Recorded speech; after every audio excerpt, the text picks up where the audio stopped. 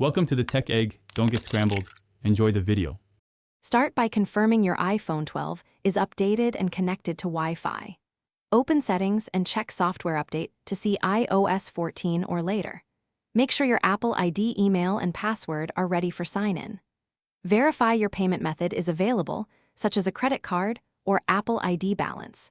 If you use two-factor authentication, have a trusted device or phone number ready to receive the verification code before proceeding with the store connection. Open the App Store app on your iPhone 12 and tap your profile icon in the top right.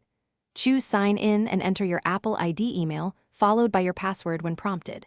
If two-factor verification appears, retrieve the code from your trusted device or phone number. Enter the code to complete sign-in and accept the terms and conditions when asked. Optionally enable automatic downloads for apps and purchases by toggling the settings in the account menu. Open Settings and tap your name at the top to access Apple ID settings. Select Media and Purchases to view iTunes Store options and choose View Account to manage settings. Tap Payment and Shipping to add or update a credit card, PayPal, or redeem an Apple ID balance code. Save changes and return to the App Store or iTunes Store.